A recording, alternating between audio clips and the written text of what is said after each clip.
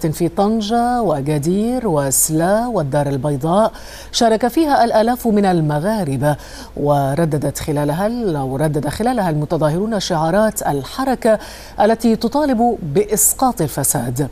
وردد المشاركون شعارات تؤكد تمسكهم بمطلب ملكية يسود فيها الملك ولا يحكم، ورفضهم للدستور الجديد الذي وصفوه بالدستور الممنوح. كما رفعت شعارات تطالب بالإفراج عن مغني الراب الملقب بالحاقد والذي اعتقل في وقت سابق. ويعتبر مغني الراب الحاقد من أهم كتاب شعارات حركة 20 فبراير.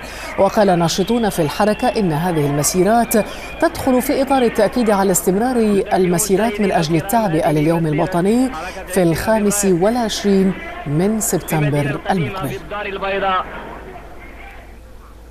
ومعنا من الدار البيضاء الناشط في حركة 20 فبراير حمزة محفوظ. حمزة، أولا صف لنا كيف كانت هذه المسيرات اليوم؟ مساء الخير لكم، مساء الخير للجميع. كانت المسيرات في عشرات المواقع في المغرب كاملا، في الدار البيضاء خصوصا طنجة. كانت سلمية كما دائما، تطالب بإسقاط الفساد كما قلت، ومعه إسقاط الاستبداد. تطالب بالحرية والكرامة للشعب المغربي كما أشقائه في تونس ومصر.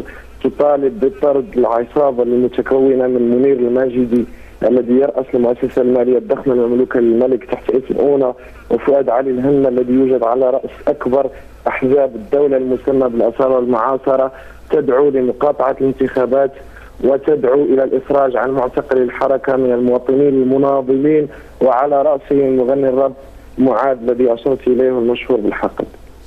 لكن كيف تفسر تخلف الرباط عن هذه المسيرات وهذه المظاهرات اليوم؟ نحن حركة مفتوحة، نحن حركة تعبئ نفسها في كل موقع حسب ما يرغب فيه، حسب ما يحدده مناضلي الموقع.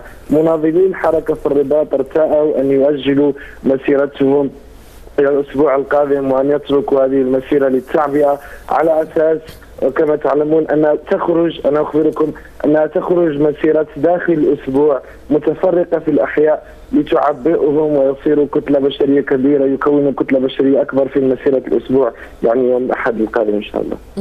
وبالفعل يعني أنت طرحت مسألة مهمة، وهي أن هذه المخاوف أو الخشية من أن تتحول هذه الحركة إلى نوع من الفولكلور الثوري بالمطالب نفسها تخرج كل أسبوع. كيف ترى هذا الأمر؟ ليست فولكلور، الحركة خرجت للمطالبة بأرضية تأسيسية محددة سلفا، التي على رأسها كما أسلفتم المطالبة بالملكية البرلمانية الآن وهنا. المتظاهرون الذين يخرجون في المغرب في كل أسبوع مطالبين بذلك ومصرين على كل الآلة الهمجية من التضييق التي يمارسها النظام عليهم، من التضييق والاعتقال والبلطجة، سينتصرون داخل سياق الربيع العربي الذي يحملنا جميعا نحو الديمقراطية الآن وهنا، بدون أي مساحة وسطى بين الاستبداد والديمقراطية التي يحاول أن ينظر لها النظام كذبا.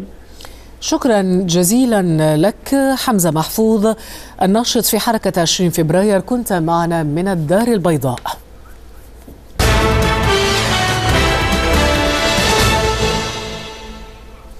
إلى تونس الآن.